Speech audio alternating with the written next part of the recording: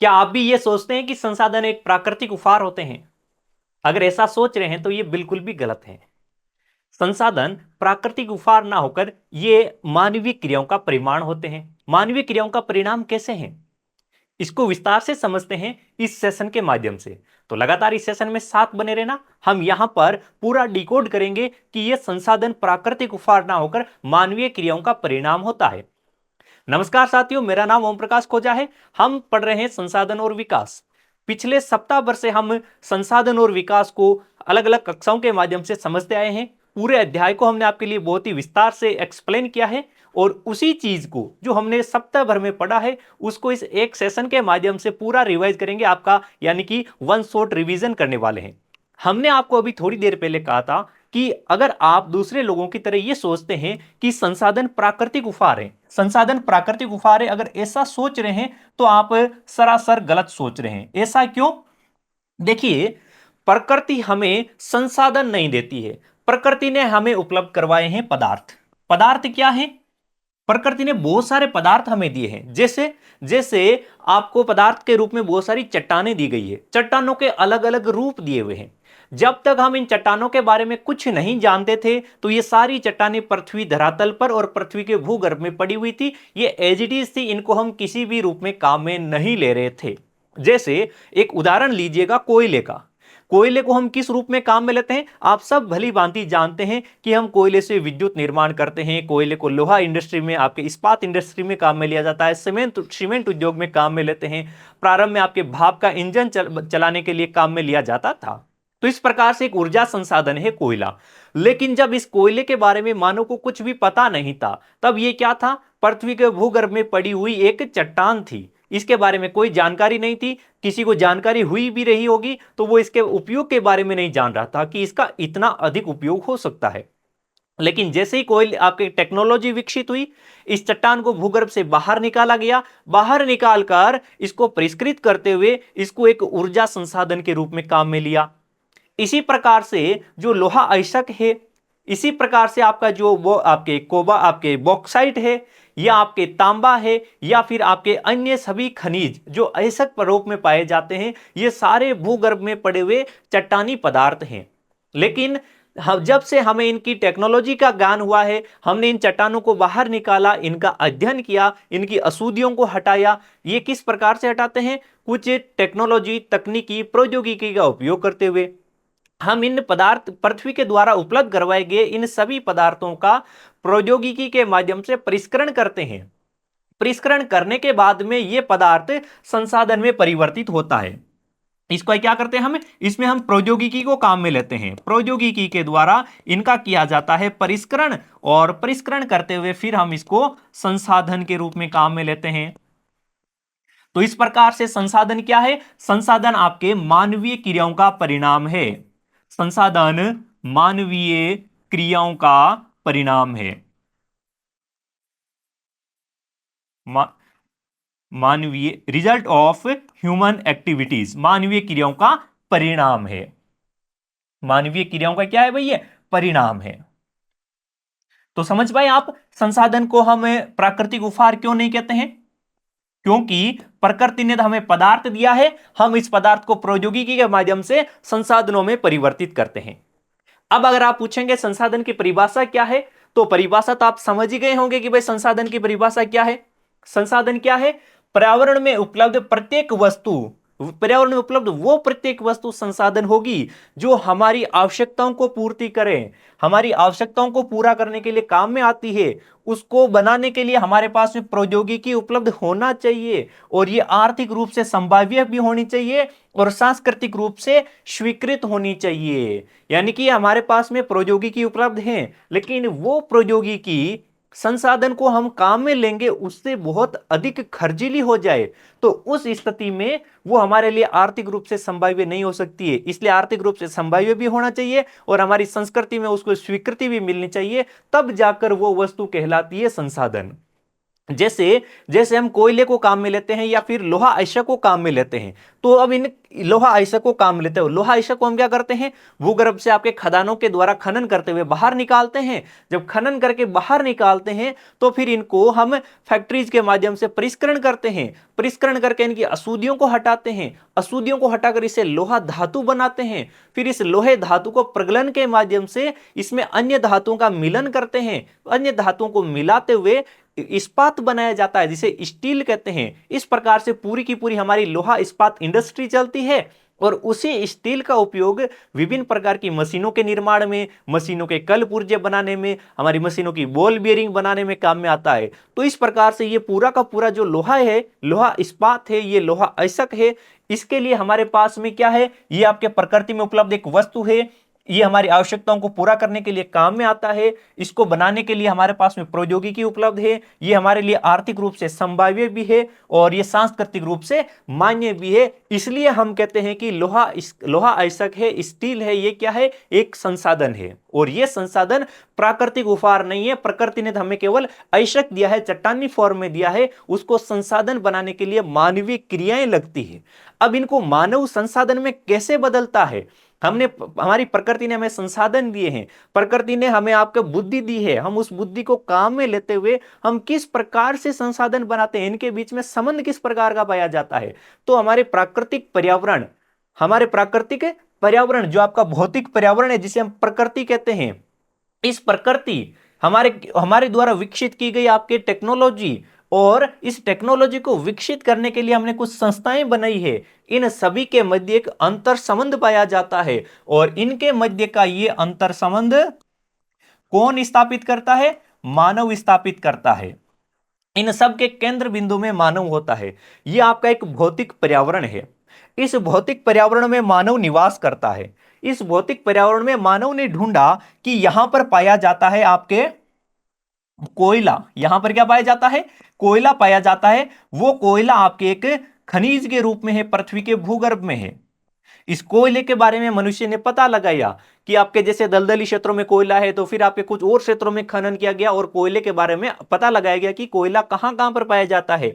फिर देखा गया कि हम इस कोयले को क्या काम में ले सकते हैं, तो इसके लिए आपके प्रौद्योगिकी का विकास किया। किनके माध्यम से, इन संस्थाओं के माध्यम से टेक्नोलॉजी बने कि कोयले से हम क्या क्या कार्य कर सकते हैं। फिर मानव ने ही तय लगाया कि भाई इस कोयले के द्वारा हम ऊर्जा उत्पादन कर सकते हैं। तो प्रारंभ में ऊर्जा उत्पादन कहां पर किया गया था कि बहुत सारे अलग अलग छोटी छोटी जैसे इंडस्ट्रियां लगाई थी यूरोप में, वहां पर कोयले को काम में ले रहे थे। यानी कि जो औद्योगिक क्रांति आई थी उसमें कोयले को सबसे ज्यादा उपयोग में लिया जाने लगा था। जब भाप के इंजन का आविष्कार हुआ रेलगाड़ी चलाने के लिए, उसमें भी कोयले को काम में ले रहे थे। वर्तमान में तो आप और हम देखते हैं कि इलेक्ट्रिक ट्रेनें चलती है, लेकिन इलेक्ट्रिक ट्रेनों से पहले क्या था, डीजल वाला इंजन था, और डीजल इंजन से पहले था आपका कोयले वाला इंजन, भाप का इंजन। तो उसमें भी कोयले को ही काम में लिया जा रहा था। तो इस प्रकार से हम कहते हैं कि भौतिक पर्यावरण, संस्थाएं और प्रौद्योगिकी के केंद्र बिंदु के रूप में मानव होता है, और मानव इन तीनों के बीच में अंतर संबंध स्थापित करते हुए पदार्थों को संसाधन में परिवर्तित करता है, अर्थात संसाधनों का विकास करता है। अब जब संसाधनों का विकास करते हैं तो हमें पता होना चाहिए कि संसाधन का वर्गीकरण कैसे होता है, संसाधनों के प्रकार कौन कौन से होते हैं। तो संसाधनों को विभिन्न आधारों पर वर्गीकृत किया गया है। वो कौन कौन से आधार हैं, तो देखिएगा 4 आधारों पर हम संसाधनों को बांटते हैं। जैसे जैसे आपके आता है उत्पत्ति के आधार पर, यानी कि संसाधनों की उत्पत्ति किस आधार पर हुई है, ऐसे भी हम बांटते हैं कि वे आपका जैविक संसाधन है या फिर अजैविक संसाधन है। जैविक का अर्थ है इसमें जीवाश्म होगा, यानी कि इसमें वनस्पतियों के अंश होंगे, आपके कुछ आपके मृत जीव जंतुओं के अंश होंगे, तो वो जैविक होता है। जैव वो आता है आपका जैव संसाधन। जैसे जैव संसाधनों में आता है आपका कोयला है, पेट्रोलियम है।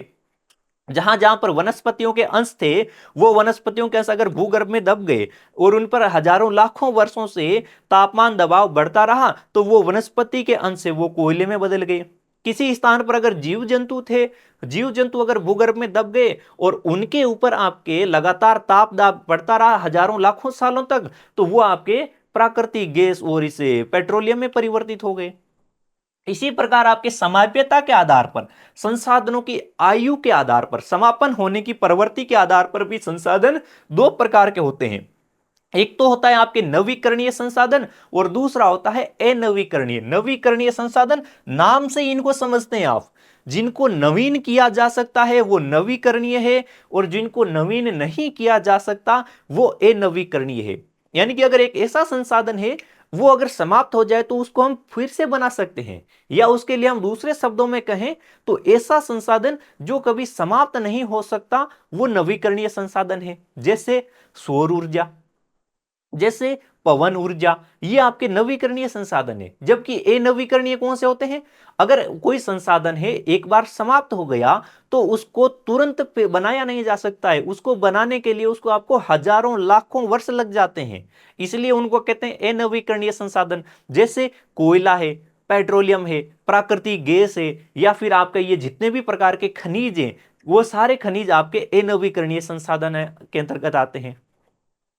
स्वामित्व के आधार पर संसाधनों की बात करेंगे, यानी कि स्वामित्व यानी कि संसाधनों पर अधिकार किसका है, तो इस आधार पर भी चार प्रकार के संसाधन होते हैं। एक होते हैं व्यक्तिगत संसाधन, आपका स्वयं का किसी वस्तु पर अधिकार है, किसी संसाधन पर अधिकार है तो वो आपका व्यक्तिगत संसाधन हो जाता है।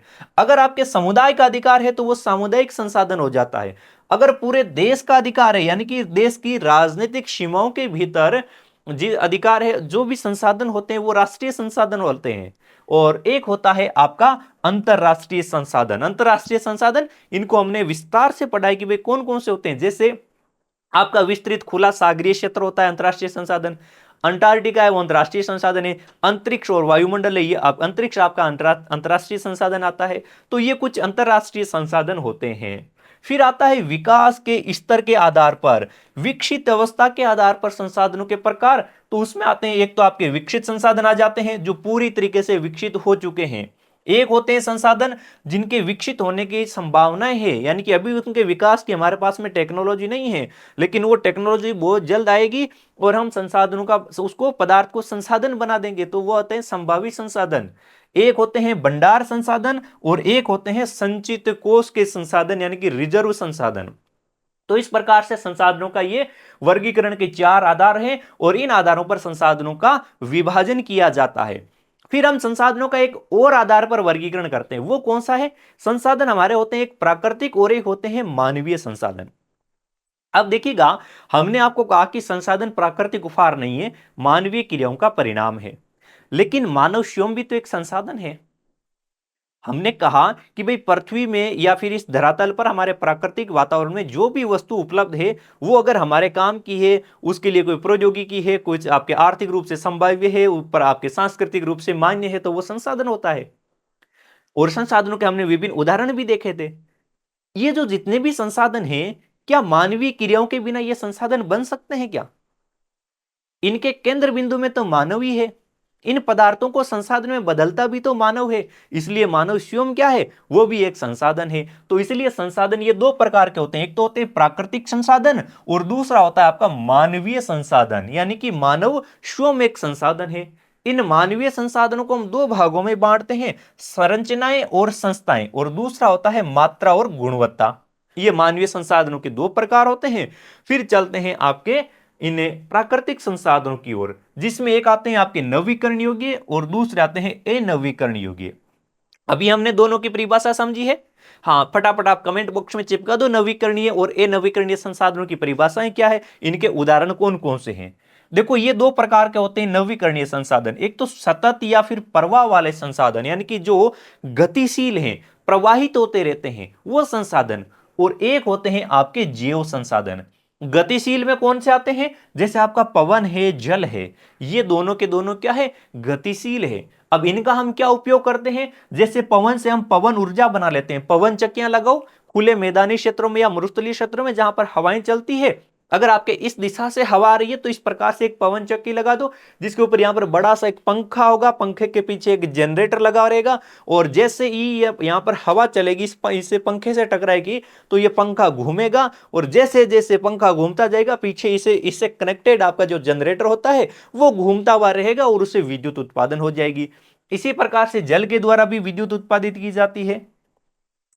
फिर आते हैं नवीकरण योग्य संसाधनों में दूसरा प्रकार आपका जैव संसाधन।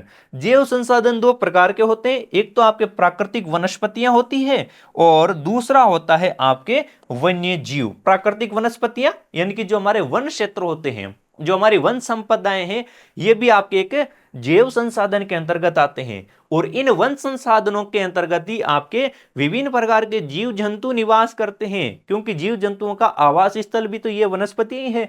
तो वह वन्य जीव होते हैं, जैसे आपका बाघ है, हिरण है, खरगोश है, लोमड़ी है, ये जितने भी जीव जंतु हैं सारे के सारे क्या हैं, ये भी जैव संसाधनों के अंतर्गत आते हैं। फिर आते हैं अनवीकरण योग्य संसाधन। अनवीकरण योग्य संसाधन भी दो प्रकार के होते हैं, एक तो होते हैं पुनः चक्रीय संसाधन और एक होते हैं अचक्रीय संसाधन। पुनः चक्रीय संसाधन का अर्थ क्या है, एक कोई हमारा संसाधन है, हमने कोई भी संसाधन बनाया है, वो संसाधन को हमने काम में ले लिया, उसका उपयोग समाप्त हो गया, वो संसाधन आपके अब काम नहीं आ रहा है, तो हम उसको तोड़ मरोड़ करते हुए फिर से उसको रिसाइकिल कर लेते हैं, पुनः बना लेते हैं। तो वो कहलाते हैं चक्रीय संसाधन। जैसे जैसे आपके आपके पास में कोई लोहे की वस्तु है, लोहे की वस्तु है, वो लोहे की वस्तु आपने काम में ली और अब वो टूट चुकी है। जैसे किसान के पास में लोहे का क्या होता है, फावड़ा होता है। लोहे के आपके बहुत सारे औजार होते हैं, उनमें से एक औजार होता है फावड़ा, जो सिंचाई के रूप में काम में लेता है, मेड़बंदी के रूप में काम में लेता है किसान। वो लगातार काम में ले रहा है, कई सालों के बाद में वो फावड़ा क्या होता है, टूट जाता है। जब वो टूट जाता है तो वो किसान के काम का नहीं रहता है, वो घिस भी चुका है, उस पर जंग भी लग चुकी है और वो उसके काम नहीं आ रहा है। तो वो क्या करेगा, कबाड़ वाला आएगा, उस कबाड़ वाले को वो दे देगा वापिस। कबाड़ वाला क्या करेगा, उसको वो किसी एक फैक्ट्री में ले जाएगा। वो फैक्ट्री वाला क्या करेगा, उस जो लोहे का जो फावड़ा था, उस फावड़े को वापिस गलाएगा, प्रगलन करेगा, उसको प्रगलन कराकर उसको धातु में कन्वर्ट करेगा। धातु में कन्वर्ट करके फिर से उसे कोई नया औजार बना देगा या फिर फावड़ा ही बना देगा। तो इस प्रकार से जो खराब हो चुकी धातु है उसको फिर से आपके रिसाइकिल करते हुए फिर से संसाधन में कन्वर्ट किया जा सकता है। तो वो कहलाते हैं पुनः चक्रीय संसाधन और इनके उदाहरण होते हैं लगभग सभी प्रकार की धातुएं। और दूसरा है आपके अचक्रीय संसाधन। अचक्रीय संसाधन के अंतर्गत आते हैं जीवाश्म ईंधन। जीवाश्म ईंधन जैसे आपका कोयला है, पेट्रोलियम है, प्राकृतिक गैस है। क्या आप कोयला जलाने के बाद में उसको फिर से चक्रीय रूप में ला सकते हैं, क्या उसके लिए रिसाइकलिंग प्रोसेस अपना सकते हैं? जी बिल्कुल नहीं अपना सकते हैं, यह तो केवल धातुओं के साथ ही संभव है। अगर जीवाश्म ईंधन के साथ में रिसाइकलिंग प्रोसेस होती ना तो ऐसा मजा ही आ जाता। कैसे कि अपनी गाड़ी है, आपका बाइक है आपके पास में, बाइक की आपने टंकी फुल करवाई पेट्रोल से और फिर आपने उसके लिए एक रिसाइकलिंग प्रोसेस भी लगवा ली और अब वो आपके एक बार टंकी फुल करवाइए वो आपके आजीवन चलती रहती। लेकिन ऐसा होता नहीं है। अगर आप भविष्य में कर पाए, कभी एक बहुत बड़े साइंटिस्ट बने और इसके लिए भी कोई रिसाइकलिंग प्रोसेस लाएंगे तो आपको नोबेल प्राइज से भी बड़ा कोई प्राइज होगा ना, वो मिल जाएगा आपको। ठीक है, चलिए अब बढ़ते हैं आगे। ये संसाधनों का प्रकार था। ठीक है, संसाधन वर्गीकरण को आप बहुत ही अच्छे तरीके से समझ पाए हैं। फिर आते हैं संसाधनों के विकास की तरफ। संसाधनों का विकास कैसे होता है? संसाधनों का विकास मनुष्य करता है। संसाधन हमारे लिए अति उपयोगी हो जाते हैं। संसाधन मनुष्य के जीवन यापन के लिए अति आवश्यक होते हैं। जीवन की गुणवत्ता बनाए रखने के लिए भी ये महत्वपूर्ण होते हैं और हमारे लिए बहुत ज्यादा उपयोगी है। जीवन की गुणवत्ता बनाने के लिए और ज्यादा उपयोगी हो जाते हैं। जैसे जैसे पहले हमारे पूर्वज पैदल चला करते थे, बैलगाड़ियों से चला करते थे, ऊंट गाड़ियों से चलते थे, घोड़ा गाड़ियों से चलते थे, खच्चरों का इस्तेमाल करते हुए पहाड़ों पर चढ़ते थे। लेकिन जैसे जैसे टेक्नोलॉजी विकसित होती गई, हमने संसाधन निर्मित करते गए, तो आज हम बैलगाड़ी घोड़ा गाड़ी की जगह हम रेलगाड़ी में और हवाई जहाजों में और आपके बड़े बड़े समुद्री जहाजों में चलने लगे हैं। तो हमारे जीवन की गुणवत्ता में वृद्धि हुई है। इसी प्रकार इस गुणवत्ता को और ज्यादा बढ़ाने के लिए, और ज्यादा सुख सुविधाएं आरामदायक जीवन बनाने के लिए और हमारा और अधिक आर्थिक विकास करने के लिए संसाधनों का अंधाधुंध दोहन किया जाता है। संसाधनों का तीव्र गति से विकास करते हैं। तो जब हम अंधाधुंध शोषण करते हैं तो उसकी वजह से बहुत सारी समस्याएं पैदा हो जाती है। वो समस्याएं कौन कौन सी होती है जो इन संसाधनों के अंधाधुंध दोहन से उत्पन्न होती है? तो संसाधनों के दोहन से समस्याएं क्या आती है? अब देखो, एक तो संसाधनों का ह्रास हो जाता है। संसाधन दोहन करने से समस्याएं क्या आती है? जल्दी से आप कमेंट में छाप दीजिएगा कि कौन कौन सी समस्याएं आ रही है। अब संसाधनों के दोहन से समस्याओं की बात करते हैं तो सबसे पहली समस्या आती है कि अत्यधिक उपयोग करेंगे तो संसाधनों का ह्रास हो जाएगा, यानी कि संसाधनों की कमी हो जाएगी। और क्या होगा, संसाधनों की कमी तो हो जाएगी, लेकिन संसाधनों का जो वर्गीकरण हो रखा है, ये वर्गीकरण कैसे हो पाएगा कि अपना संसार जो अंधाधुंध उपयोग होता है, तो जो कुछ आपके लालचवश व्यक्ति है वो अत्यधिक उपयोग करता जाएगा तो वो बहुत ज्यादा अमीर हो जाएगा।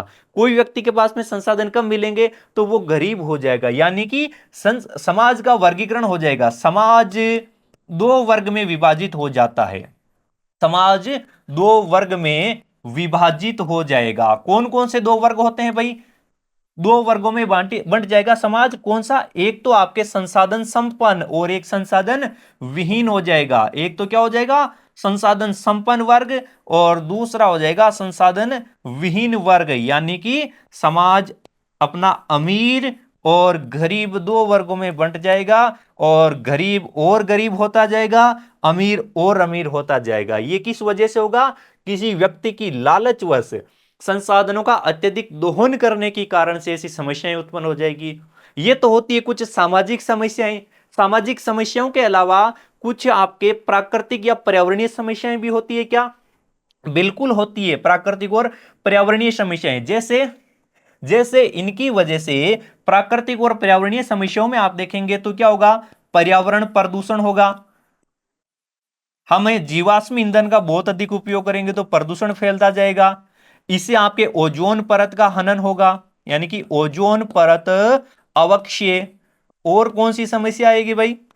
और दूसरी समस्याओं की तरफ चलेंगे तो भूमंडलीय तपन की समस्या आ जाएगी। भूमंडलीय तपन, जिसे हम ग्लोबल वार्मिंग कहते हैं, ऐसी समस्याएं आएगी तो इनकी वजह से हमारा मानव जीवन दुष्कर हो जाएगा। मानवीय स्वास्थ्य पर विपरीत प्रभाव पड़ेगा। आपके जो हमारी जो प्राकृतिक संसाधन हैं, जैसे आपके जो अपनी वनस्पतियां हैं, इनका हनन होने लग जाएगा। तो ऐसे आपके समुद्री जल धाराओं का प्रवाह चेंज हो जाएगा, तो ग्लेशियर पिघलने लग जाएंगे। तो ऐसी तमाम प्रकार की समस्याओं के केंद्र बिंदु में क्या है? मनुष्य का लालच। संसाधनों को बना भी मनुष्य रहा है, इनका हनन भी मनुष्य कर रहा है। इसलिए हमें संसाधनों के संरक्षण की आवश्यकता होती है। और इस संसाधनों के संरक्षण के लिए एक कॉन्सेप्ट आता है जिसे हम कहते हैं सतत पोषणीय विकास, सस्टेनेबल डेवलपमेंट। और ये क्या होता है? एक ऐसा विकास जो हमारी पर्यावरण का हनन ना करे, हमारी वर्तमान जरूरतों को पूरा कर दे, और भविष्य में आने वाली पीढ़ियों के लिए भी उनको उनकी आवश्यकताओं को भी केंद्र में रखे। यानी कि पर्यावरण का भी हनन नहीं कर रहा है, हमारा भी विकास कर देता है, और आने वाली पीढ़ियों के लिए भी संसाधनों को संरक्षित करके रख देता है। ऐसा विकास कहलाता है सतत पोषणीय विकास। सतत पोषणीय विकास। और इस सतत पोषणीय विकास का उद्देश्य क्या है? कि मनुष्य अपने लालच को कंट्रोल करें, पर्यावरण संरक्षण की भी बात करें, और भविष्य में आने वाली पीढ़ियों की तरफ भी अपना ध्यान ले जाएं कि उनके लिए हमें कुछ छोड़ना भी है।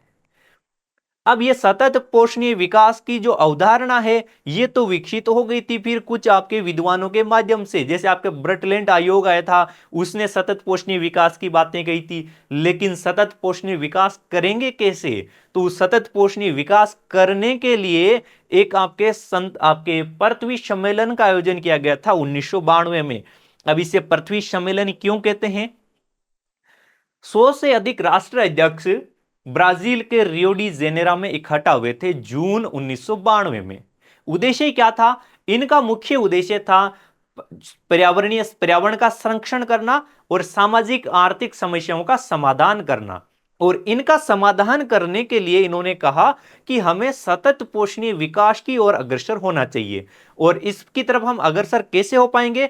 तो इसकी तरफ अग्रसर होने के लिए इन्होंने एजेंडा 21 का कॉन्सेप्ट दिया।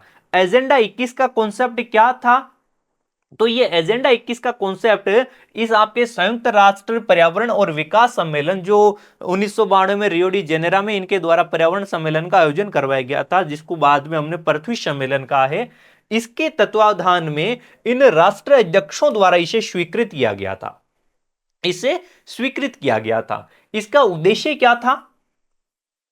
इसका उद्देश्य था हमें सतत पोषणीय विकास हासिल करना है। क्या हासिल करना है?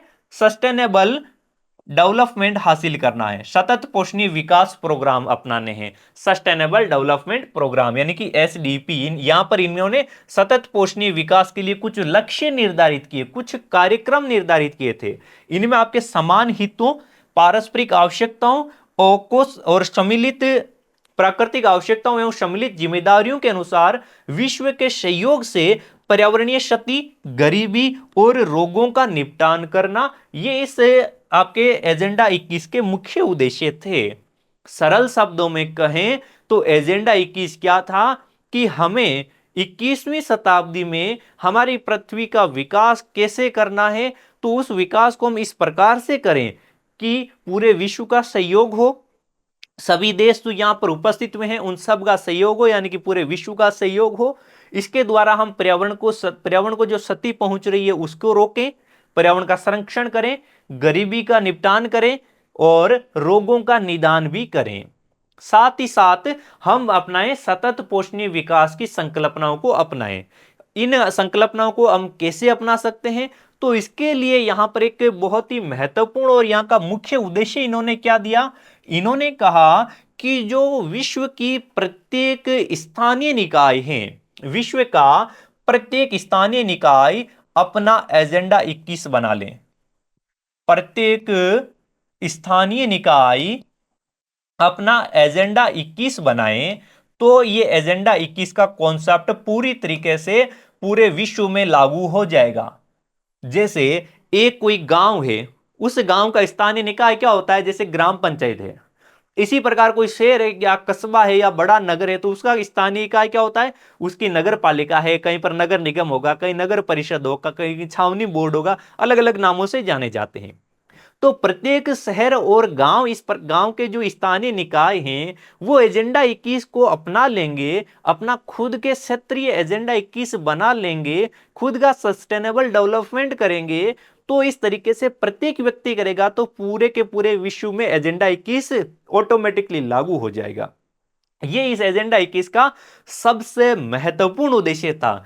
क्या आप इस बात को क्लियर समझ पाए हैं? अब चलते हैं फिर संसाधनों के नियोजन की ओर। यह तो था सस्टेनेबल डेवलपमेंट को लेकर पर्यावरण सम्मेलन और एजेंडा 21 कि भाई हमने कहा कि संसाधनों का संरक्षण करने के लिए हमें सतत पोषणीय विकास अपनाना चाहिए। यह सतत पोषणीय विकास की अवधारणा कैसे आई? तो हमने आपको बता दिया कि एजेंडा 21 के माध्यम से यह अवधारणा आई थी। यह आपके पृथ्वी सम्मेलन और पृथ्वी सम्मेलन में एजेंडा 21 और इसके माध्यम से ही यह अवधारणा हमारे सामने आई है। अब हम संसाधनों का नियोजन कैसे करें, यानी कि हमारे पास में जो संसाधन उपलब्ध हैं इन संसाधनों को कैसे नियोजित करें।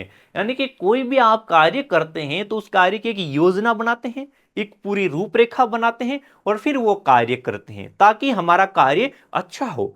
जैसे आप कोई एग्जाम की तैयारी करते हैं तो उसके लिए क्या करेंगे? उसके लिए आप सबसे पहले तो पूरा सिलेबस देखेंगे, इसमें कौन कौन से विषय हैं। फिर आप प्रत्येक विषय के विभिन्न अध्यायों को देखेंगे। फिर उन अध्यायों से आप ये देखेंगे कि यहां से पिछले सालों में कौन कौन से क्वेश्चन बने थे। फिर उसी के अकॉर्डिंग आप अपनी योजना बनाएंगे कि भाई मैं स्कूल कब जाता हूं या कोचिंग कब जाता हूं या कॉलेज कब जाता हूं, और उसके अकॉर्डिंग आप देखेंगे कि मेरे पढ़ने के टाइमिंग कौन कौन से हैं।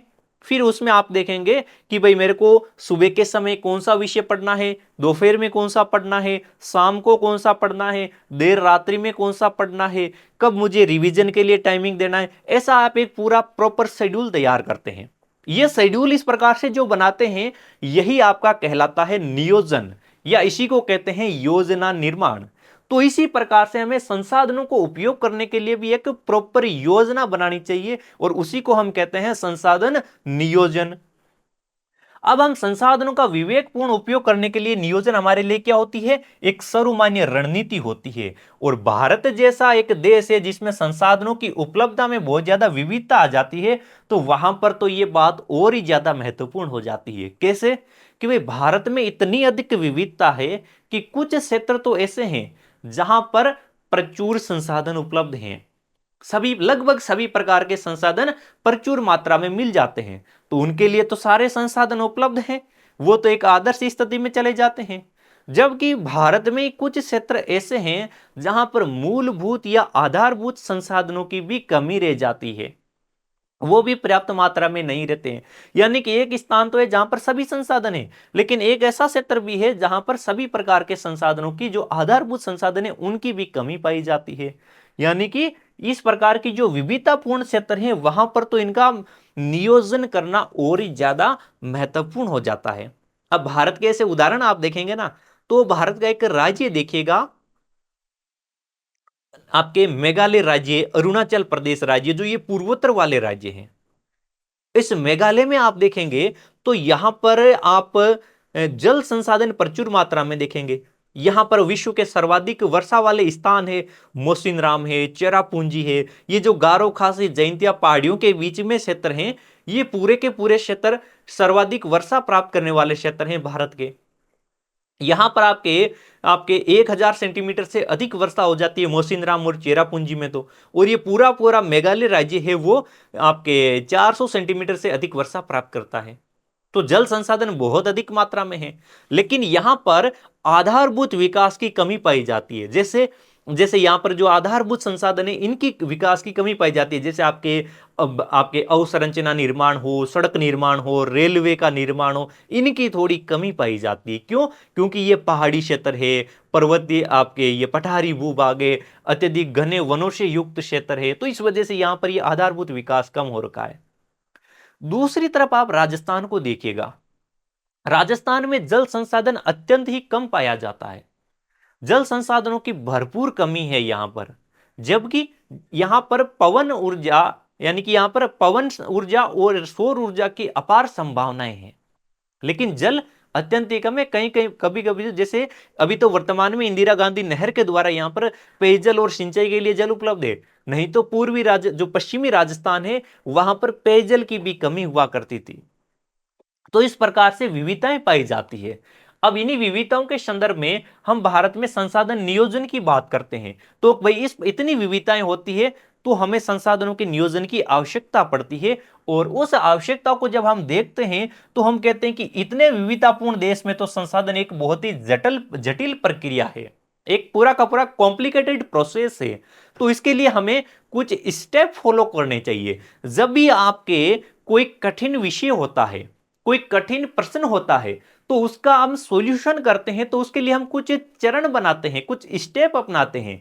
जैसे आप गणित के किसी क्वेश्चन को हल करते हैं, जैसे आपके सामने कोई एक ये सरु समीका वाले बीज गणित वाले कुछ क्वेश्चन आते हैं, तो उनको जब आप हल करते हैं, तो वो फॉर्मूले लगाते हैं। उन फॉर्मूलों में आप स्टेप बाय स्टेप चलते जाते हैं कि भाई पहले मैं ये फॉर्मूला लगाऊंगा, फिर ये फॉर्मूला लगाऊंगा, फिर ये लगाऊंगा, तब जाकर मेरे क्वेश्चन का आंसर आएगा। तो इसमें क्या होते हैं, आप 3-4 स्टेप में क्वेश्चन को हल करते हैं, तो क्वेश्चन हल करना आसान हो जाता है।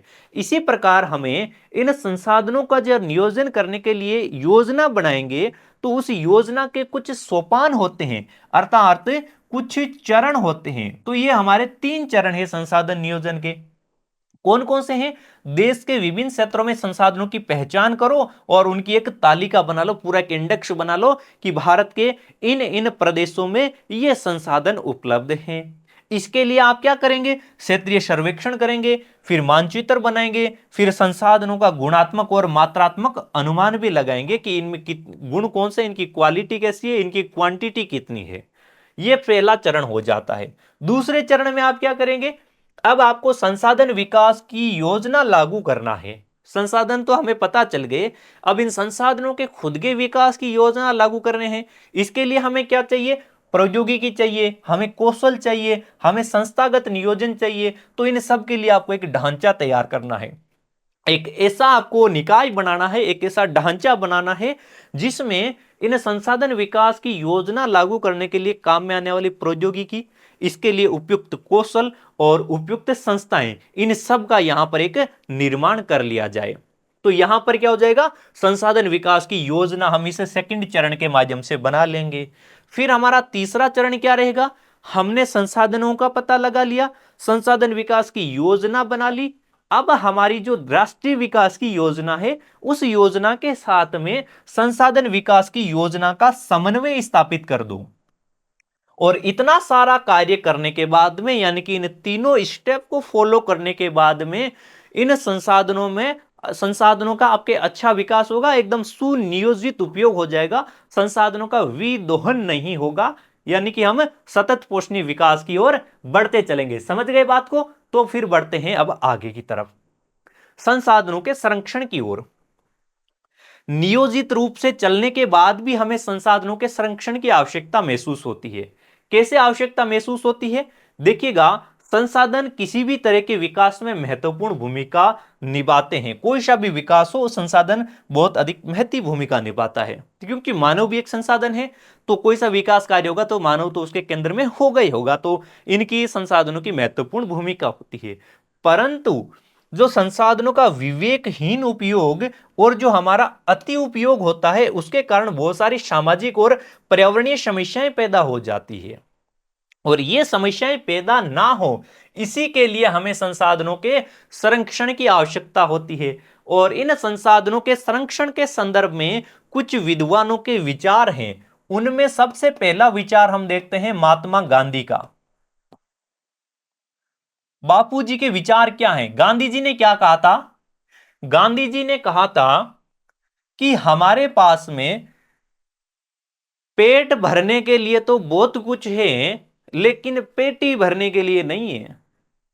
यानी कि गांधी जी का मानना था कि बहुत सारे व्यक्ति मिलकर तो आप उत्पादन कर लो, लेकिन एक ही व्यक्ति अत्यधिक उत्पादन ना करें। गांधी जी कहते थे कि जो संसाधनों का विकास करने के लिए जो नवीन टेक्नोलॉजी है, नवीन टेक्नोलॉजी के माध्यम से संसाधनों का हम विदोहन कर रहे हैं। यानी कि गांधी जी का मानना था कि संसाधनों के हर्ष के लिए व्यक्ति का लालच और आधुनिक प्रौद्योगिकी की शोषणात्मक प्रवृत्ति जिम्मेदार है। तो इसलिए गांधी जी कहते थे कि हमारे पास में सब प्रत्येक व्यक्ति की आवश्यकताओं को पूरा करने के लिए तो बहुत कुछ है, लेकिन किसी के लालच को पूरा करने के लिए हमारे पास में कुछ नहीं है। आपको लालच नहीं करना चाहिए। एक व्यक्ति बहुत सारा उत्पादन ना करें, बल्कि एक बहुत बड़ा जन समुदाय मिलकर उत्पादन करें, तो इससे क्या होगा? बहुत अधिक लोगों को रोजगार मिलेगा, बहुत सारे लोगों का विकास होगा। और अकेला व्यक्ति बहुत अधिक उत्पादन करेगा तो क्या होगा? उसका केवल सिंगल पर्सन का विकास होगा, बहुत ही ज्यादा अति विकास हो जाएगा। तो अति विकास होगा तो इससे क्या होगा? का इस स्थिति में समाज में गैप बढ़ जाएगा, अमीरी गरीबी का गैप बहुत ज्यादा बढ़ता चलेगा, ये इकोनॉमिकल डिविडेंड हो जाएगा। तो ये थे गांधी जी के विचार। क्या थे? कि भाई हमारे लिए गांधी जी के विचारों में क्या था कि हमारे पास में क्या होता है कि भाई पेट भरने के लिए तो बहुत कुछ है, पेट भरने के लिए बहुत है, लेकिन पेटी भरने के लिए नहीं है। लेकिन पेटी भरने के लिए नहीं है। ये गांधी जी के जो दो तीन कथन है, इन कथनों को सीधा सीधा याद रखना भाई। हो सकता है एग्जाम में आपके लिए इनको एग्जाम एकदम एज इट इज पूछ लिया जाए। अब गांधी जी के अलावा हम कुछ और अन्य विचार देखेंगे तो इनके अलावा 1968 में आया था क्लब ऑफ रोम के विचार। 1968 में क्लब ऑफ रोम ने भी संसाधन संरक्षण के विचार रखे थे। इनका भी क्या माना था? इन्होंने भी वही आपके वैश्विक संसाधन नियोजन की बातें कही थी, वैश्विक संसाधन नियोजन की बातें कही। फिर इसके बाद में 1974 में, 6 साल बाद में 1974 में एक लेखक आते हैं सुमेशर महोदय। सुमेशर महोदय आए थे और इन्होंने एक पुस्तक लिखी थी, स्मॉल इज ब्यूटीफुल। क्या लिखा था इन्होंने पुस्तक? Small is beautiful.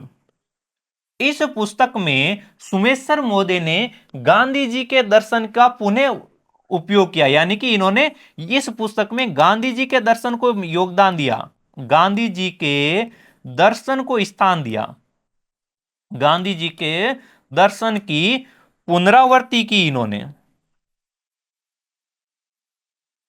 अब इसी संदर्भ में एक और महत्वपूर्ण आपके आता है ब्रटलैंड आयोग। कौन सा आयोग आता है? 1987 में ब्रटलैंड आयोग की रिपोर्ट आती है। 1987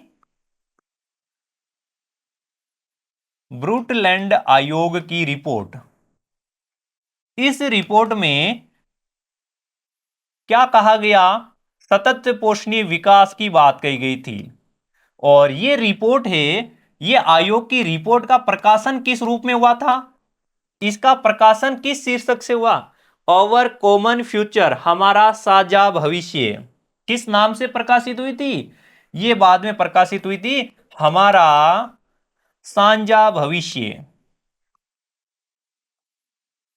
इस शीर्षक से ये आपके ब्रटलैंड आयोग की रिपोर्ट प्रकाशित हुई थी, अवर कॉमन फ्यूचर नाम से। फिर इसी संदर्भ में आगे 1992 में पृथ्वी सम्मेलन हुआ था। 1992 में क्या हुआ था? पृथ्वी सम्मेलन हुआ था। इसी पृथ्वी सम्मेलन के संदर्भ में एजेंडा 21 का कॉन्सेप्ट आया था, और इन सभी के माध्यम से सस्टेनेबल डेवलपमेंट को अपनाया गया था। सतत पोषणीय विकास को अपनाया गया था इन सभी अवधारणाओं के माध्यम से। तो इस प्रकार से संसाधन नियोजन के संदर्भ में विभिन्न विद्वानों के ये विचार देखने को मिलते हैं। फिर चलते हैं भू संसाधनों की तरफ। हमने संसाधनों को समझा, अब इनमें आते हैं भूमि संसाधन, यानी कि जो हमारी पृथ्वी है ये भी एक संसाधन है। और इस संसाधन की हम भारत के संदर्भ में बात करें तो इसमें विभिन्न प्रकार की स्थलाकृतियां पाई जाती है। उन स्थलाकृतियों में आपके मैदान आते हैं, पर्वत हैं और पठार हैं। ये जो मैदानी भूभाग है ये 43% है, जहां पर कृषि कार्य होता है, उद्योग स्थापित हो सकते हैं। उपजाऊ मृदा है तो गहन कृषि कार्य किया जाता है, और सर्वाधिक जनसंख्या भी यहीं पर है। 30% भाग है जो आपका पर्वतीय क्षेत्र है, यहां से नदियों का उद्गम होता है, यहां पर प्राकृतिक सौंदर्य पाया जाता है, तो आपके पर्यटन के लिए भी विकसित हो रखे हैं, तो पर्यटन के क्षेत्र पाए जाते हैं। फिर आपका आता है 27% भाग पठारी क्षेत्र है, और इन पठारी क्षेत्रों में अपार वन संपदा है, यहां पर खनिजों की प्रचुर मात्रा पाई जाती है। तो इस प्रकार से भारत में ये 3 प्रकार की मुख्य स्थलाकृतियां हैं, और इनसे विभिन्न प्रकार के संसाधन काम में लिए जाते हैं, संसाधन बनाए जाते हैं।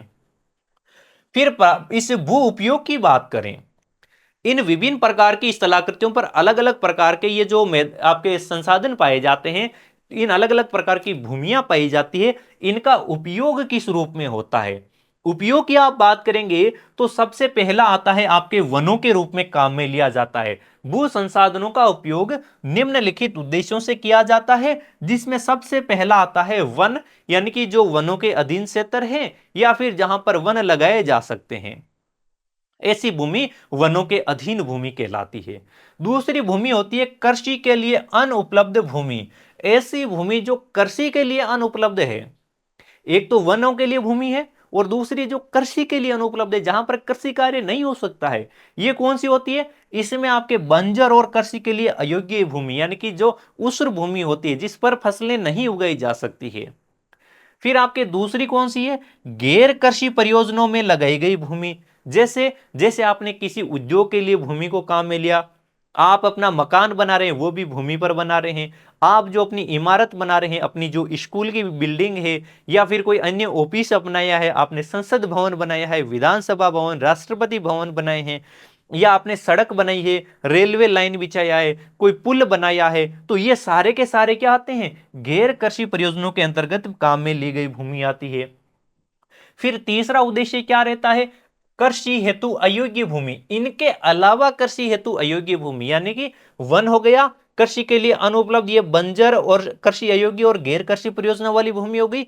अब इनके अलावा कृषि के लिए अयोग्य भूमि कौन सी हो जाती है? और तो उसमें आपके स्थायी चारागाह आ जाता है, विविध वृक्षों और उपवनों के अधीन भूमि आ जाती है, यानी कि जहां पर पेड़ लगाए गए हैं, बाग बगीचे लगाए गए हैं, जो स्थायी चारागाह क्षेत्र होते हैं।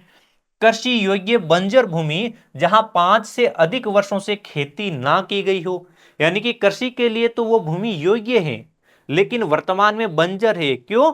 क्योंकि बंजर होने के कारण इसको 5 सालों से अधिक समय से ये खेती का कार्य नहीं किया जा रहा है, तो ये कृषि योग्य बंजर भूमि हो जाती है। और कौन सी आती है? चौथा रूप आता है प्रतिभूमि। प्रतिभूमि क्या होती है? ऐसी भूमि जिसमें भूमि में स्वतः उपजाऊपन बढ़ाने के लिए कुछ समय के लिए भूमि को प्रति रूप में छोड़ दिया जाता है, यानी कि वहां पर कृषि कार्य नहीं किया जाता है। और इस प्रतिरूप भूमि के भी कुछ प्रकार होते हैं, जैसे एक होता है वर्तमान प्रतिभूमि। कौन सी होती है? जो एक कृषि वर्ष या इससे भी कम समय के लिए कृषि कार्यों के लिए काम में ना ली गई है, वो कहलाती है आपकी वर्तमान प्रतिभूमि। दूसरी होती है अन्य प्रतिभूमि, या फिर उसको कहा जाता है पुरातन प्रतिभूमि, जिसको एक कृषि वर्ष से अधिक लेकिन 5 कृषि वर्ष से कम समय के लिए हमने खेती का कार्य नहीं किया है, वो भूमि कहलाती है पुरातन प्रतिभूमि। और अगर हम 5 साल से अधिक समय तक किसी भूमि पर कृषि कार्य नहीं करते हैं तो वो क्या कहलाती है? वो कहलाती है आपकी कृषि योग्य बंजर भूमि। और वो भूमि जिस पर हम प्रति वर्ष फसलें उगाते हैं और फसलों की कटाई करते हैं तो वो कहलाता है शुद्ध या निवल बोया गया क्षेत्र, जहां पर फसलें उगाई जाती है और काटी जाती है। और अगर एक से होता है कि आपने वर्ष में एक बार से अधिक बोए गए क्षेत्र को शुद्ध बोए गए क्षेत्र में जोड़ देंगे तो वो कहलाता है आपका सकल कृषित क्षेत्र। यानी कि आपके पास में 10 बीघा जमीन है, इस 10 बीघा जमीन पर आप फसलों की बुआई करते हैं और कटाई करते हैं तो ये कहलाता है आपका शुद्ध बोया गया क्षेत्र। इसी क्षेत्र पर आप एक कृषि वर्ष में एक बार से अधिक आपने फसलों की बुआई कर दी, उसको भी इसके साथ में जोड़ दिया। क्या अभी आपने 10 बीघा का खेत आपने रबी में बुआई की, 10 बीघा की आपने खरीफ में बुआई की, तो जो आपके ये 20 बीघा बन जाता है, ये 20 बीघा कहलाता है सकल कृषित क्षेत्र। जबकि आपके पास में शुद्ध बोया गया क्षेत्र कौन सा आता है? जिस क्षेत्र पर आप कृषि कार्य करते हैं, जो आपके पास में 10 बीघा है। समझ गए बातों को? तो इस प्रकार से भूमि के ये विभिन्न प्रकार होते हैं, भूमि पर उपयोग के विभिन्न उद्देश्य होते हैं। इनको उम्मीद करता हूं कि आप आसानी से समझ पाए हैं। अगर इनको समझ पाए हैं तो इनके लिए 2 शब्द अपने कमेंट बॉक्स में भी जरूर लिख देना, ठीक है? बढ़ते हैं आगे। भारत में भूमि उपयोग का प्रारूप। भारत में भू उपयोग का प्रारूप क्या है? इस प्रारूप को समझने के लिए भारत सरकार द्वारा जो भूमि सर्वेक्षण किया गया है, भारत सरकार द्वारा जो आपका भू उपयोग सर्वेक्षण किया गया है, भारत सरकार ने क्या किया है? ये जो आपका भू उपयोग सर्वेक्षण किया है, यह सर्वेक्षण हमें बताएगा भारत में भू उपयोग का प्रारूप क्या है। कौन सा सर्वेक्षण किया गया है? कितने क्षेत्रफल का सर्वेक्षण किया गया है? तो जो भारत का कुल क्षेत्रफल कितना है वो तो आप कमेंट बॉक्स में छाप ही देंगे, 32.8 लाख वर्ग किलोमीटर है। हाँ, और उसका पूरा एज इट इज आंकड़ा आप कमेंट बॉक्स में छाप देना, ठीक है? हाँ, अब देखिएगा, हम यहां पर बात कर रहे हैं सर्वेक्षण की। जो ये सर्वेक्षण हुआ है वो कुल क्षेत्रफल के 93% भूभाग पर सर्वे हुआ है, भूभाग पर सर्वे हुआ है। अब कुछ ऐसे क्षेत्र हैं जिन पर यह सर्वेक्षण नहीं हुआ है। कौन से क्षेत्र हैं? 7% क्षेत्र है जहां पर सर्वे नहीं हुआ है। जल्दी से कमेंट बॉक्स में उन क्षेत्रों के नाम भी छाप दीजिएगा, कौन कौन से क्षेत्रों में नहीं हुआ है यह सर्वे। तो देखिएगा कौन से क्षेत्र है जहां पर सर्वे नहीं हुआ है, सर्वे नहीं हुआ या आंकड़े उपलब्ध नहीं है, भू उपयोग के आंकड़े उपलब्ध नहीं है, आंकड़े हमारे पास में उपलब्ध नहीं है। वो कौन से क्षेत्र आते हैं? तो उन क्षेत्रों की बात करते हैं। तो एक तो आता है आपका पाकिस्तान द्वारा अधिकृत कश्मीर, पाक अधिकृत कश्मीर जो भारत का अभिन्न अंग है, लेकिन वो पीओके वाला क्षेत्र है, पाक अधिकृत है, अवैध कब्जा है। एक आपके चीन द्वारा अधिकृत क्षेत्र, कौन सा वाला? जिसे अक्षय चीन कहते हैं। अधिकृत क्षेत्र कौन सा वाला भाग? जम्मू कश्मीर का ही एक भाग है, लद्दाख जम्मू कश्मीर का, जिसे अक्षय चीन कहा जाता है। कौन सा क्षेत्र कहते हैं? अक्षय चीन कहा जाता है। तो ये वाले क्षेत्र हैं, इनका हमारे पास में डेटा उपलब्ध नहीं है, इनका सर्वे नहीं हुआ है। इनके अलावा जो हमारे पूर्वोत्तर के राज्य हैं, कौन कौन से हैं पूर्वोत्तर के राज्य? उन राज्यों के नाम भी कमेंट बॉक्स में लिख दो कि ये पूर्वोत्तर के राज्य हैं। पूर्वोत्तर के राज्यों में असम के अलावा अन्य सभी राज्य, असम के अलावा अन्य राज्यों का सर्वेक्षण, अन्य राज्यों के आंकड़े उपलब्ध नहीं है। असम राज्य के तो भू उपयोग सर्वे हमारे पास में है, उसके आंकड़े तो हैं, लेकिन असम के अलावा अन्य राज्यों के डेटा उपलब्ध नहीं है। तो इस प्रकार से ये जो क्षेत्र आता है, ये कुल भारत के कुल जो भूभाग है उसका 7% भाग है जिसके हमारे पास में डेटा उपलब्ध नहीं है। बाकी 93% क्षेत्र के डेटा हमारे पास में उपलब्ध हैं जिनका सर्वेक्षण किया गया है। अब इनका इनका सर्वेक्षण करने के बाद में हमारे सामने कौन सा प्रारूप आता है कि वे भारत में भूमि का उपयोग किन किन रूपों में कहां कहां पर हो रहा है, तो उसके लिए हम दो प्रकार के डेटा काम में लेंगे। कौन से डेटा? एक तो वो डेटा जो 1960-61 के सर्वेक्षण के हैं, और दूसरे हमारे पास में अधिक आधुनिकतम डेटा, नवीनतम डेटा जो 2019-20 के डेटा है। इनको हम काम में लेंगे। इन दोनों का हम करेंगे एनालिसिस। इन दोनों में हम करेंगे तुलना कि भाई किस प्रकार से भू उपयोग 1960 में था और 2020 में इनमें कितना डिफरेंस आया है, कितना इस भू उपयोग प्रारूप में अंतर आया है। तो चलिए बढ़ते हैं इस एनालिसिस की ओर। यह है भारत का सामान्य भू उपयोग सर्वेक्षण। सबसे पहले इधर लिखा है आपके 1960-61 का सर्वेक्षण, और यह है आपके 2019-20 का सर्वे। अब इस सर्वे में आप क्या देखेंगे? सबसे पहले तो देखिएगा यहां पर जो कलर हैं, इन कलर को इस पाई चार्ट में आपको मिलान करना है। जैसे जैसे आप यहां पर पाएंगे कि जो आपका ये वनों के अंतर्गत ये जो ब्लू कलर है, यहां से ये वाला क्षेत्र आपके वनों के अधीन है। आप आसानी से समझ पाए इसके लिए मैं यहां पर आपको नाम ही लिखता चलूं, है ना। ये तो है वन वाला क्षेत्र। फिर आता है ये नंबरिंग कर देता हूं आपको, है ना, आसान रहेगी आपके लिए, समझना आसान होगा, ताकि आप स्लाइड को देखते ही समझ पाएंगे कि कौन से क्षेत्र की बात हो रही है। देखो ये नंबर 1 है, ये 2 नंबर है, ये 3 नंबर है, ये 4 है, ये 5 नंबर है, ठीक है। 6 नंबर पर आपके कृषि योग्य बंजर भूमि है, 7 नंबर पर आपके पुरातन प्रति है, 8 पर वर्तमान प्रति है, और 9 नंबर पर निवल बोया गया क्षेत्र है। तो नंबर 1 पर क्या है? ये वन क्षेत्र है। नंबर 2 पर बंजर तथा कृषि अयोग्य भूमि है। नंबर 3 पर आपके गैर कृषि भूमि है। नंबर 4 पर आपके स्थायी चारागाहों के अधीन है। नंबर 5 पर विविध वृक्षों और उपवनों के अधीन है, वृक्ष फसलों के अधीन है। नंबर 6 पर आपके कृषि योग्य बंजर भूमि है। नंबर 7 पर आपके पुरातन प्रतिभूमि है। नंबर 8 पर वर्तमान प्रतिभूमि है, और नंबर 9 पर आपके ये निवल बोया गया क्षेत्र है। इसी प्रकार से ये 9 पार्ट यहां पर भी है। अब आप इन दोनों पाई चार्ट को देखेंगे तो आसानी से बातों का आप समझ पाएंगे कि कौन सा आंकड़ा किसका है। हो गया ना काम आपके लिए आसान? बताइए हाँ कि ना। हाँ, आप इसको कमेंट में छापना कि जो मैंने यहां पर ये इस प्रकार से नंबरिंग करते हुए आपको डेटा उपलब्ध करवाए हैं, क्या ये आपके लिए आसान रहे हैं, आपको याद करने में आसानी रही है? क्योंकि आप पुस्तक में मैंने आपको कई बार देखा है, मैंने आपको क्लासेज के दौरान देखा है कि आप में से कई स्टूडेंट होते हैं जो कहते हैं इनका मिलान करते रहते हैं, ये कौन सा है, कई बार इनके इस कलर में डिफरेंस आ जाता है, यानी कि वो कहते हैं कि भाई इसको ये मानो कि ये मानो। तो इसके लिए मैंने ये कार्य को आपके लिए आसान कर दिया है। और मजे की बात यह है कि जब मैं भी आपकी तरह क्लासों में पढ़ता था पहले, तो मैं भी इस पाई चार्ट की इस कलर में कंफ्यूज हो जाता था। इस तरीके से लिखा हुआ ना, एक कॉम्प्लिकेटेड सिचुएशन लगती थी। तो फिर मैं उसके लिए क्या करता, ये नंबरिंग की प्रोसेस अपनाता, या पूरा एक इंडेक्स बना लेता, और इस इंडेक्स में एक तरफ 1960 के आंकड़े लिख देता, दूसरी तरफ 2020 के लिख देता। तो अब इन आंकड़ों का आप अध्ययन करें। देखो वनों के अधीन भूमि क्या है? 18.11% भूमि है। कब थी ये? 1960-61 में। लेकिन वर्तमान में कितनी है? 23.41%। थोड़ी सी वृद्धि हुई है, लेकिन इतनी भी ज्यादा वृद्धि नहीं है। क्यों? क्योंकि 23.41% ही तो है वनों के अधीन भूमि, जबकि हमारी राष्ट्रीय वन नीति क्या कहती है? 33% भूभाग वनों के अधीन होना चाहिए। ठीक है। दूसरा है बंजर तथा कृषि अयोग्य भूमि कितनी है?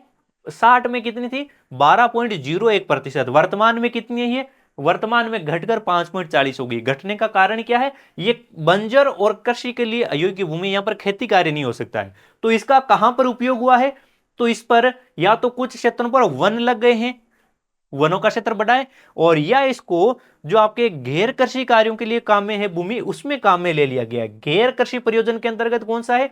ये 3 नंबर वाला भाग 4.95 था, और वर्तमान में कितना ये 9.06। यानी कि जो यहां पर बंजर और कृषि के लिए अयोग्य भूमि थी, उसके अधिकांश हिस्से पर आपके गैर कृषि कार्य लगा दिए गए। जैसे कहीं पर उद्योग लगाए गए, फैक्ट्रियां लगाई गई, आपके रेलवे का निर्माण, रेलवे लाइनें बिछाई गई, सड़कें बनाई गई, कहीं पर आपके जो एयरपोर्ट्स बनाए गए थे। इस प्रकार से यहां पर इस भूमि को इसमें काम में ले लिया गया है, यानी कि गैर कृषि कार्य लगा दिए। कौन से पर? जो बंजर भूमि है, कृषि के लिए अयोग्य भूमि है। किसी क्षेत्रों पर आपके शहरों के नजदीक वहां पर आपके आवासीय कॉलोनियां बना दी है, तो इस प्रकार से भूमि का उपयोग हुआ है। फिर नंबर 4 पर कौन सा आता है? स्थायी चारागाहों और अन्य गोचर भूमि, जो कितनी थी? 4.71 थी, और यहां पर अभी इसमें थोड़ी सी कमी होकर आपके 3.42 हो गई है। फिर आते हैं विविध वृक्षों और तरु आपके उपवनों के अधीन, वृक्ष फसलों के अधीन कौन सी आती है? इसमें आपके 1.5% थी, और ये थोड़ी सी घटकर 1.02%, तो ये लगभग वही रेशियो है। फिर नंबर 6 पर कृषि योग्य बंजर भूमि, जो आपके 5 साल से अधिक समय से आपके क्या पड़ी है, जो प्रतिभूमि पड़ी है, वो कितनी थी? आपके 6.23 थी, और वर्तमान में ये 3.90 है। यानी कि इसको भी किसी ना किसी रूप में परिवर्तित कर लिया। जो भाई बंजर भूमि पड़ी थी, कहीं काम में नहीं आ रही थी, वो सारा हिस्सा था 6.25% थी, जिसको काम में लेते हुए इसको 3.90% कर लिया है। फिर आप प्रति की भूमि के अतिरिक्त जो आपकी पुरातन प्रति भूमि है, इसको आप यहां पर देखेंगे तो 3.5% थी 1960 में। 2020 में कितनी हो गई है? ये पुरातन प्रति भूमि आपके 3.67 हुई है, यानी कि थोड़ी सी पुरातन में बड़ी वृद्धि हुई है। यानी कि 1 से 3 वर्ष के बीच में इनको, 1 से 5 वर्ष के बीच में इनको कृषि कार्य नहीं किया जाता है। 5 फिर थोड़े दिनों बाद में फिर से कृषि कार्य कर लेते हैं। इसी भूमि में थोड़ी सी मात्रा में वृद्धि हुई है। वर्तमान प्रति भूमि देखेंगे तो जो 3.73% थी, ये भी बढ़कर आपकी 4.49% हुई है। जो ये पुरातन प्रतिभूमि है और वर्तमान प्रतिभूमि में वृद्धि हुई है, उसका कारण क्या है? कि जो किसान है वो अपने खेतों को कुछ समय के लिए छोड़ देते हैं, वहां पर कृषि कार्य नहीं करते, ताकि उनमें स्वतः उपजाऊपन बढ़ जाए। जब मृदा को कुछ समय के लिए छोड़ दिया जाता है बिना कृषि कार्यों के, तो उसमें क्या होता है कि एक जो मृदा निर्माण की प्रोसेस चलती है, उससे मृदा में पोषक तत्वों की वृद्धि होती है। तो इसलिए यहां पर इस क्षेत्र में कुछ ना कुछ हल्की सी मात्रा में वृद्धि हुई है। किसान एक नया कार्य करते हैं कि भाई वहां पर थोड़े समय के लिए इस भूमि के एक टुकड़े को छोड़ देंगे, 2 साल बाद में खेती करेंगे, तो उसमें पैदावार ज्यादा होगी। फिर आता है आपका निवल बोया गया क्षेत्र, जो 45.26% था, वो अब बढ़कर आपके 45.64% हो गया है। अब आप भारत में कृषि योग्य क्षेत्र की बात करेंगे, यानी कि जो आपका देखो कौन सा क्षेत्र है। एक तो यहां पर कृषि कार्य होता है, इसके अलावा वर्तमान प्रतिभूमि है। भाई कुछ क्षेत्र है जो साल भर कार्य, उसको 1 साल से कम समय के लिए कृषि से मुक्त किया जाता है। पुरातन प्रतिभूमि है, 1 से 5 वर्ष के लिए छोड़ा जाता है। इन सबको ही आप जोड़ कर देंगे तो लगभग 54% भाग आता है, वो कृषि के लिए क्षेत्र आता है। बाकी कहां के अंदर आता है? बाकी 54% के अलावा जो 46% भाग है, वहां पर गैर कृषि कार्य हैं, वन क्षेत्र हैं, या चारागाह हैं, तरु फसलें हैं, बंजर भूमियां हैं, ये सारे क्षेत्रों के अंतर्गत वो भूमि आती है। ठीक है, तो बढ़ते हैं अब आगे। राष्ट्रीय वन नीति। अब वनों के अधीन भूमि आती है तो देश में वन नीति भी आई थी। वन नीति कब आई थी? 1952 में। 1952 में आई थी। इसका उद्देश्य क्या था? वनों के क्षेत्र को बढ़ाना। कितना बढ़ाना? कहा कि 33% भूमि वन आच्छादित होनी चाहिए। 33% भूमि वनों के अधीन होनी चाहिए। इससे होगा क्या? तो कहा कि अगर आप वनों के अधीन 33% भूमि लेकर आ जाएंगे तो हमारा पारिस्थितिकी संतुलन बना रहेगा। पारिस्थितिकी संतुलन रहेगा तो और क्या हो सकता है? तो कहा दूसरा कार्य यह हो जाएगा, लोगों की आजीविका इस पर निर्भर है। भाई कौन से लोगों की आजीविका? वनों पर है निर्भर। तो जो वनों के आसपास निवास करने वाले लाखों लोग हैं, जैसे हमारी आदिम जातियां हैं और कुछ और भी जातियां हैं जो वनों के आसपास निवास करती है, और उनका जीवन यापन उन्हीं पर निर्भर है। वनों से प्राप्त औषधियां, कंदमूल, वनों से प्राप्त फल, इन सब पर ये जो आजीवन लोगों का निर्भर है, तो का उनका भी रोजगार अच्छा चलेगा, उनकी जीविका अच्छी चलेगी। तो इसलिए हमें इन आपके 33% भूभाग पर वनों को लगाना चाहिए। फिर आते हैं भूमि निम्नीकरण और संरक्षण उपायों की ओर। अब ये भूमि निम्नीकरण क्या होता है? निम्नीकरण का अर्थ होता है इसकी गुणवत्ता में कमी आ जाना। भूमि की गुणवत्ता में कमी आना। अब ये कमी किस कारण से आती है? इस कमी का कारण हो सकता है आपका मृदा अपरदन। क्या कारण हो सकता है? मृदा अपरदन हो सकता है। मृदा अपरदन के कारण हो सकती है, आपके वन उन्मूलन की वजह से हो सकती है। वन उन्मूलन की वजह से हो सकती है, या आपके खनन कार्यों की वजह से हो सकती है, आपके अति सिंचाई के कारण हो सकती है। किसके कारण हो सकती है भाई? अति सिंचाई के कारण हो सकता है, आपके अति पशुचारण के कारण हो सकता है, अति पशुचारण के कारण हो सकता है। तो इन सभी कारणों से ये क्या हो सकता है? आपके मृदा का निम्नीकरण हो सकता है। अब आप यहां पर देखेंगे कि खनन कार्यों की वजह से निम्नीकरण कहां पर हो रहा है? अतिचारण की वजह से निम्नीकरण कहां पर हो रहा है? खनन कार्यों के कारण आप देखेंगे कि छोटा नागपुर का पठार है, छोटा नागपुर का पठार है। वन उन्मूलन के कारण कहां पर है? तो इसमें आप पाएंगे कि वन उन्मूलन के कारण आपका छत्तीसगढ़, वन उन्मूलन के कारण छत्तीसगढ़, मध्य प्रदेश, ओडिशा, इन राज्यों में वन उन्मूलन के कारण भूमि का निम्नीकरण हो रहा है। इसे अति सिंचाई के कारण कहां हो रहा है? तो अति सिंचाई के कारण आप देखेंगे पंजाब, हरियाणा और पश्चिमी उत्तर प्रदेश है। कौन कौन सा है भाई? पंजाब, हरियाणा और पश्चिमी उत्तर प्रदेश। यहां पर अति सिंचाई की वजह से भूमि का निम्नीकरण हो रहा है। अति पशुचारण की वजह से कहां हो रहा है? तो इसके में आप देखेंगे कि गुजरात में, राजस्थान में, मध्य प्रदेश में और महाराष्ट्र में, यहां पर अति पशुचारण की वजह से भूमि का निम्नीकरण हो रहा है। इसके अलावा और भी बहुत से कार्य हैं, जैसे आपका फैक्ट्रियों की वजह से या उद्योगों की वजह से भूमि का निम्नीकरण होता है। जैसे आपका कोई एक उद्योग है, सीमेंट उद्योग, एक उद्योग आता है आपका मिट्टी बर्तन निर्माण उद्योग, मिट्टी बर्तन निर्माण उद्योग। इन दोनों उद्योगों में क्या होता है? सीमेंट उद्योग में आप काम में लेते हैं चूना पत्थर,